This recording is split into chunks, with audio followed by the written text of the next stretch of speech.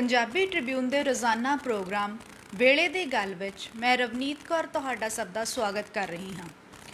ਵੱਖ-ਵੱਖ ਮੁੱਦਿਆਂ ਨੂੰ ਲੈ ਕੇ ਪੰਜਾਬ ਵਿੱਚ ਵੱਖ-ਵੱਖ ਥਾਵਾਂ ਤੇ ਧਰਨੇ ਲੱਗ ਰਹੇ ਹਨ।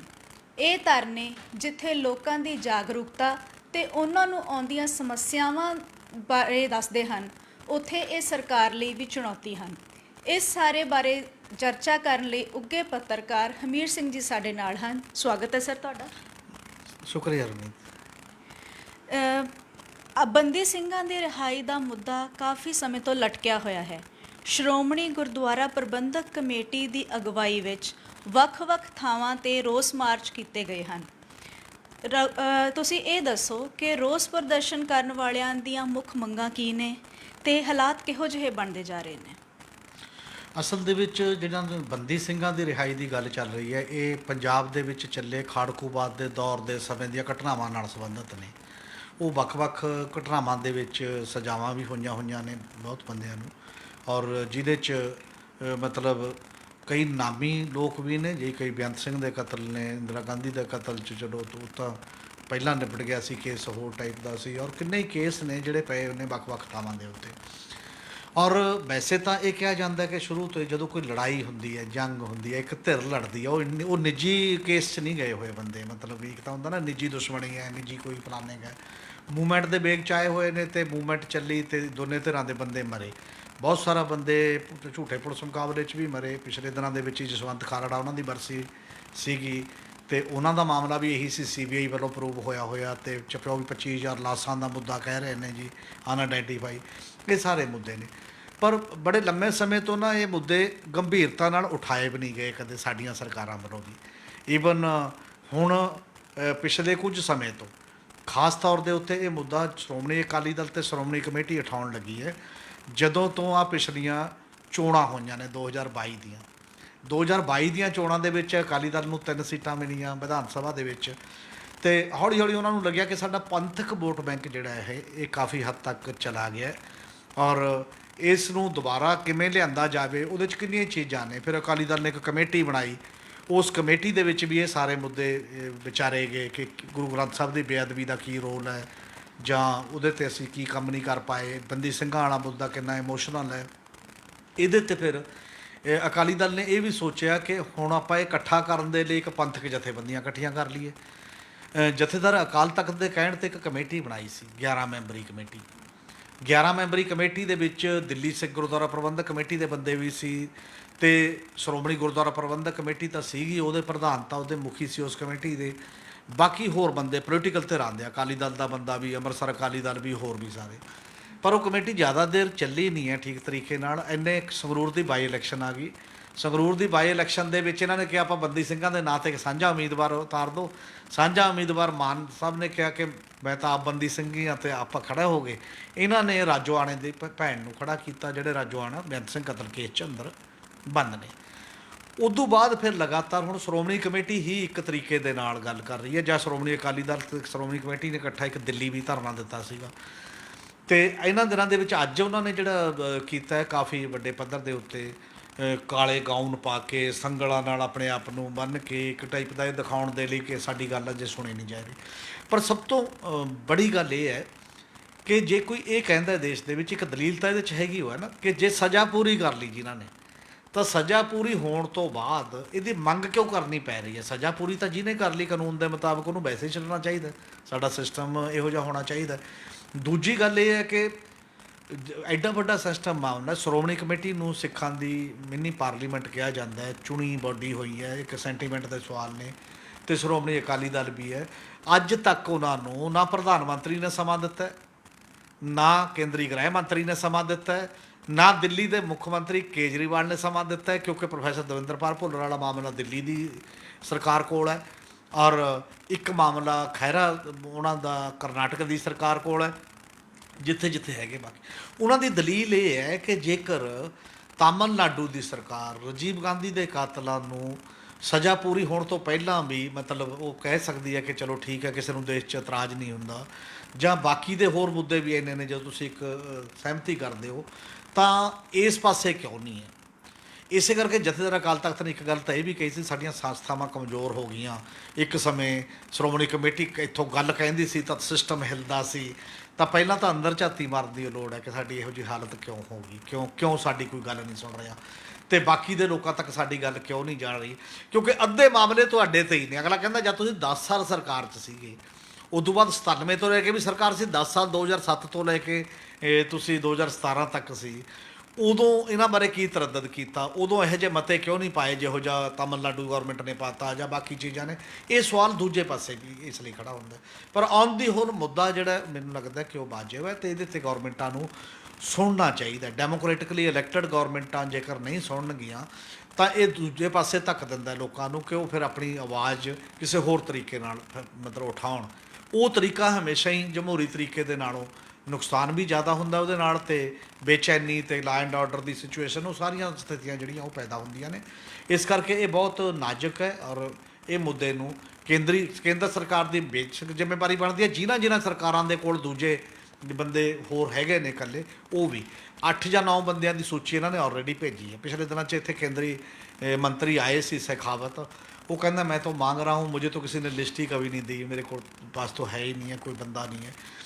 पर गुरु नानक साहब के 550 सालों ते नरेंद्र मोदी ने कहा कि 8 बंदे असीं छड्डांगे, वो विच विचाले रह गया। वो काम भी जिहड़ा मतलब पूरे तरीके दे नाल नहीं होए, और मामले नूं टैकल करना चाहिए। होर बहुत ज़्यादा इसे मुद्दे ते लोकां नूं मतलब प्रोवोक नहीं करना चाहिए गौरमेंट ऑफ इंडिया नूं। जी कानून है, कानून तो लागू करो, होर तो कोई मंग ही नहीं कर रहा, तो बाकी दी चीज़ां करन दे लई, और इहदे ते गौरमेंट की गलती है, और गौरमेंट नूं अपनी गलती सुधारनी चाहिए। ਅੱਜ ਸੰਗਰੂਰ ਵਿੱਚ ਵੀ ਮਜ਼ਦੂਰ ਜਥੇਬੰਦੀਆਂ ਦਾ 3 ਰੋਜ਼ਾ ਧਰਨਾ ਸ਼ੁਰੂ ਹੋ ਗਿਆ ਹੈ।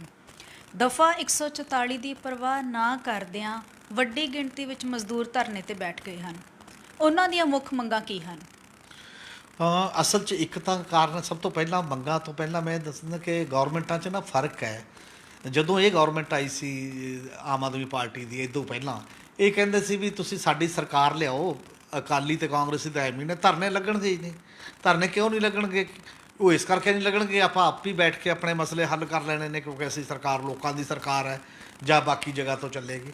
ਅਤੇ ਪਿਛਲੇ ਦਿਨਾਂ ਦੇ ਵਿੱਚ ਹੁਣ ਕਿਉਂਕਿ ਜਿਹੜਾ ਵੀ ਚੀਫ ਮਿਨਿਸਟਰ ਬਣਦਾ ਹੈ, ਉਹਦਾ ਸ਼ਹਿਰ ਜਿਹੜਾ ਉਹ ਧਰਨਿਆਂ ਦਾ ਸ਼ਹਿਰ ਬਣ ਜਾਂਦਾ ਇੱਕ ਟਾਈਪ ਦਾ। ਪਹਿਲਾਂ ਅਮਰਿੰਦਰ ਸਿੰਘ ਪਟਿਆਲੇ ਸੀ, ਪਟਿਆਲੇ ਤੋਂ ਸੀ, ਪਟਿਆਲੇ ਧਰਨਾ, ਫਿਰ ਚੰਨੀ ਹੋਣੀ ਇੱਥੇ ਖਰੜ ਤੋਂ ਸੀ, ਖਰੜ ਬਣ ਗਿਆ ਧਰਨਿਆਂ ਦਾ ਸ਼ਹਿਰ। ਹੁਣ ਸੰਗਰੂਰ ਬਣ ਗਿਆ ਧਰਨਿਆਂ ਦਾ ਸ਼ਹਿਰ, ਕਿਉਂਕਿ ਚੰਡੀਗੜ੍ਹ ਬਹੁਤ ਸਾਈਡ 'ਤੇ ਪੈਂਦਾ ਅੱਗੇ, ਅਤੇ ਉੱਥੇ ਲੋਕ ਧਰਨੇ ਲਾਉਂਦੇ ਨੇ। ਹਾਲਾਂਕਿ ਉਸ ਘਰ ਦੇ ਵਿੱਚ ਜਿੱਥੇ ਹੁਣ ਚੀਫ ਮਿਨਿਸਟਰ ਦੀ ਜਿਹੜਾ ਘਰ ਹੈ, ਜਿੱਥੇ ਪਹਿਲਾਂ ਰਹਿੰਦੇ ਸੀ, ਉੱਥੇ ਕੋਈ ਬੰਦਾ ਨਹੀਂ ਰਹਿੰਦਾ ਹੁਣ। ਚੀਫ ਮਿਨਿਸਟਰ ਆਪ ਵੀ ਨਹੀਂ, ਨਾ ਉਹਨਾਂ ਦਾ ਪਰਿਵਾਰਕ ਮੈਂਬਰ, ਪਰ ਇੱਕ ਸਿੰਬੋਲਿਕ ਤੌਰ 'ਤੇ ਉੱਥੇ ਧਰਨੇ ਜਿਹੜੇ ਉਹ ਲੱਗਦੇ ਨੇ।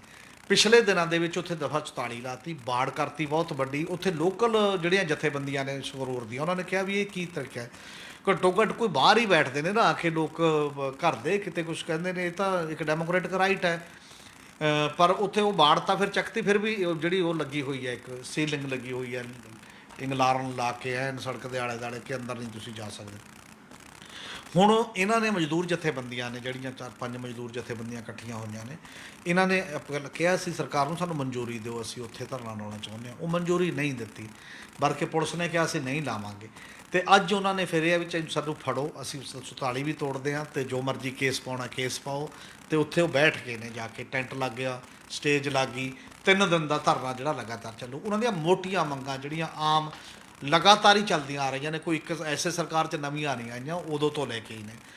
ਇੱਕ ਇਹ ਵੀ ਜਿਹੜੇ ਬੇਘਰੇ ਬੰਦੇ ਨੇ ਉਹਨਾਂ ਨੂੰ 10 ਮਰਲੇ ਦੇ ਪਲਾਟ ਦਿੱਤੇ ਜਾਣ ਲਾਜ਼ਮੀ ਕਰਾਉਣ। 5 ਮਰਲੇ ਦੀ ਪਾਲਿਸੀ ਆਲਰੇਡੀ ਹੈਗੀ ਹੈ, ਬਹੁਤਿਆਂ ਨੂੰ ਤਾਂ ਮੈਨੂੰ ਤਾਂ ਇਹ ਲੱਗਦਾ 5 ਮਰਲੇ ਦੇ ਵੀ ਨਹੀਂ ਮਿਲ ਰਹੇ, ਜਿੱਥੇ ਕਿਤੇ ਸ਼ਾਮਲਾਟਾਂ ਨੇ ਉੱਥੋਂ ਦੇਣ ਦੀ ਗੱਲ ਹੈ। ਦੂਜੀ ਗੱਲ ਇਹ ਹੈ ਕਿ ਇਕੱਲਾ ਇਹ ਨਹੀਂ ਕਿ ਉਹ 5-10 ਮਰਲੇ ਦਾ ਘਰ ਮਤਲਬ ਜਗ੍ਹਾ ਦੇਤੀ।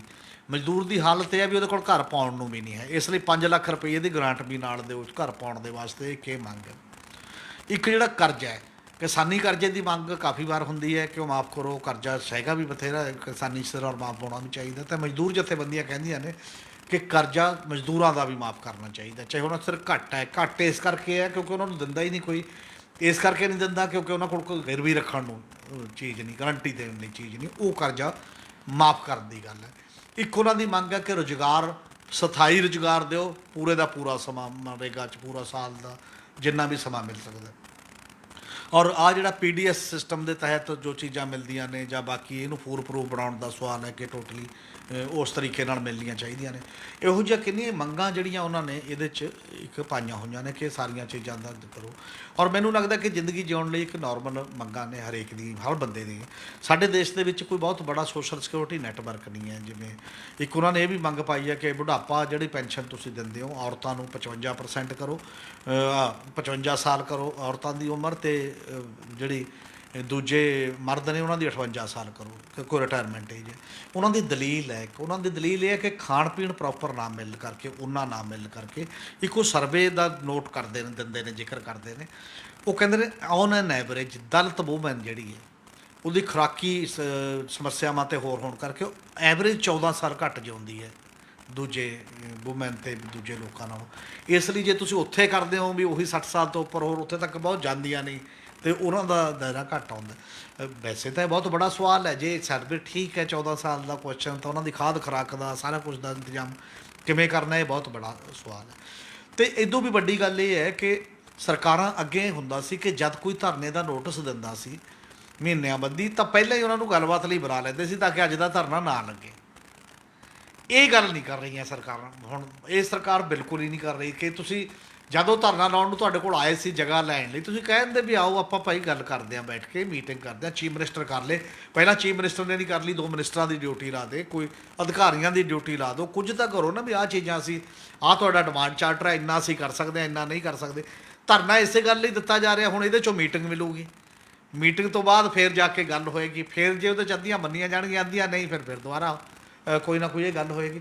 ਔਰ ਜਿਹੜਾ ਇੱਕ ਅਪਰੋਚ ਹੁੰਦੀ ਹੈ ਡੈਮੋਕ੍ਰੇਟਿਕ ਅਪਰੋਚ, ਜਿਵੇਂ ਕਿਹਾ ਸੀ ਭਗਵੰਤ ਮਾਨ ਉਹਨਾਂ ਨੇ ਕਿ ਸਰਕਾਰ ਪਿੰਡਾਂ 'ਚੋਂ ਚੱਲੇਗੀ ਅਤੇ ਸ਼ਹਿਰਾਂ 'ਚੋਂ ਚੱਲੇਗੀ, ਚੰਡੀਗੜ੍ਹ ਆਉਣ ਦੀ ਲੋੜ ਨਹੀਂ ਹੈ, ਤਾਂ ਫਿਰ ਉਹਨਾਂ ਨਾਲ ਗੱਲ ਕਰਨੀ ਚਾਹੀਦੀ ਹੈ। ਹੁਣ ਵੀ ਗੱਲਬਾਤ ਕਰਨੀ ਚਾਹੀਦੀ ਹੈ। ਅਤੇ ਜਿਹੜੀਆਂ ਕਿ ਮੈਨੂੰ ਲੱਗਦਾ ਕਿ ਬਹੁਤ ਜ਼ਿਆਦਾ ਵਾਜਬ ਮੰਗਾਂ ਨੇ, ਕੋਈ ਬਹੁਤ ਜ਼ਿਆਦਾ ਸਰਕਾਰ 'ਤੇ ਡਿਮਾਰਚ ਵੀ ਨਹੀਂ ਪੈਂਦਾ ਬਹੁਤੀਆਂ ਗੱਲਾਂ ਦਾ।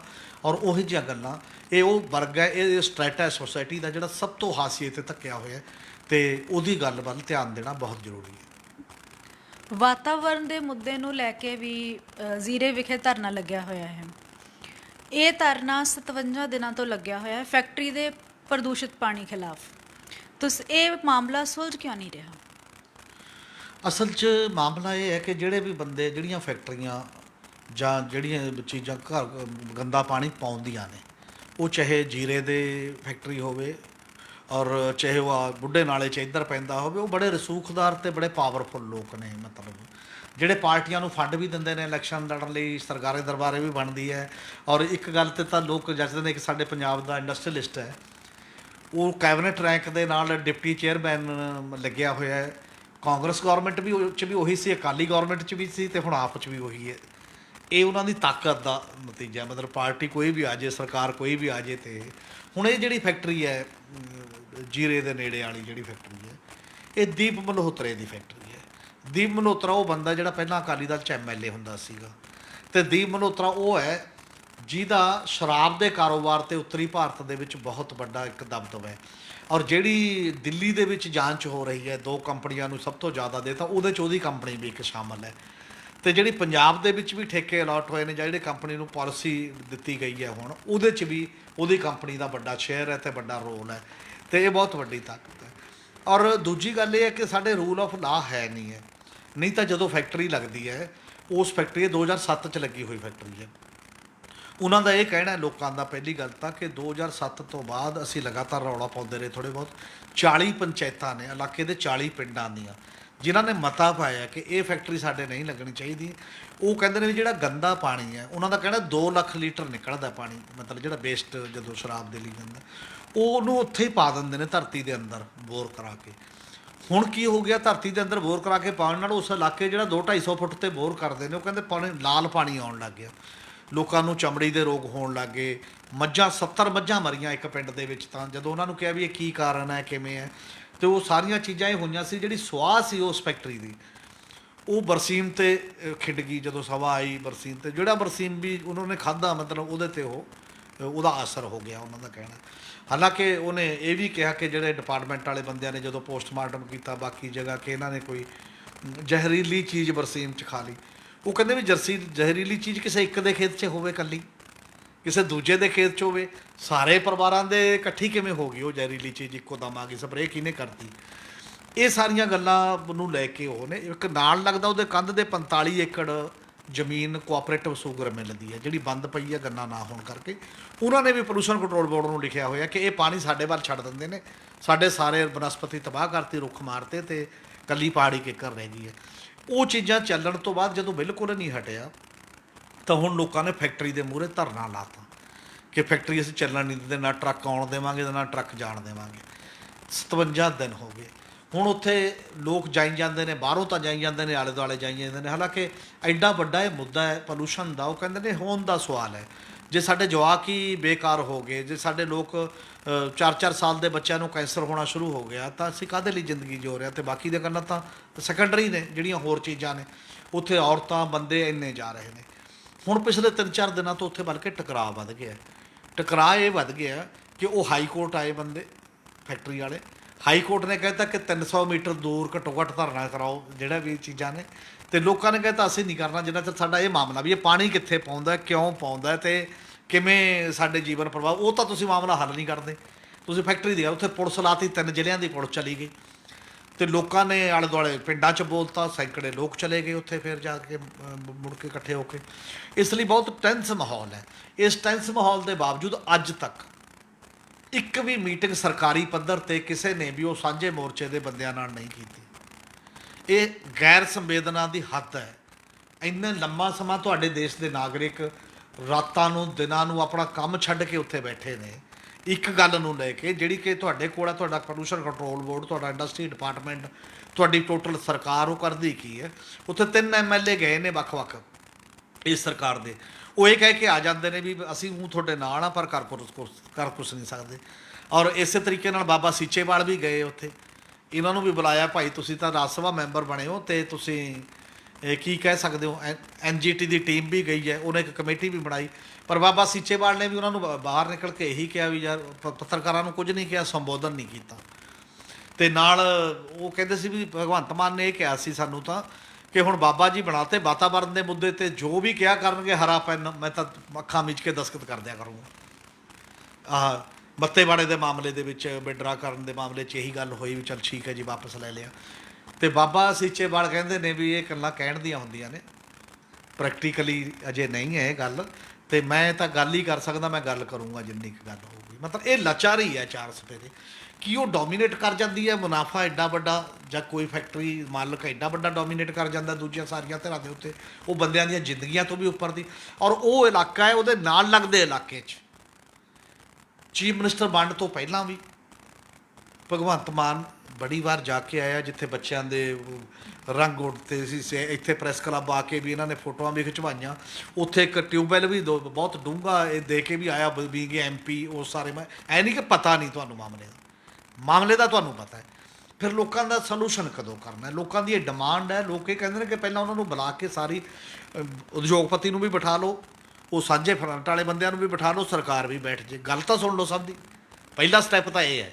ਉਦੋਂ ਬਾਅਦ ਫਿਰ ਲੋਕ ਜੋ ਕਹਿੰਦੇ ਨੇ ਉਹਨਾਂ ਦੀ ਵਾਜਬ ਗੱਲ ਹੈ, ਜਿਹੜੇ ਜ਼ਿੰਦਗੀ ਦੇ ਕੁਐਸਚਨ ਨੇ, ਇਹ ਡਿਸਾਈਡ ਕਰੋ ਕਿ ਜ਼ਿੰਦਗੀ ਪਹਿਲਾਂ ਜਾਂ ਫੈਕਟਰੀ ਪਹਿਲਾਂ, ਜਾਂ ਫਿਰ ਫੈਕਟਰੀ ਇਹ ਦਾਅਵਾ ਕਰੇ ਕਿ ਸਾਡਾ ਪੋਲੂਸ਼ਨ ਨਹੀਂ ਜਾਏਗਾ ਕਿਸੇ ਵੀ ਰੂਪ 'ਚ।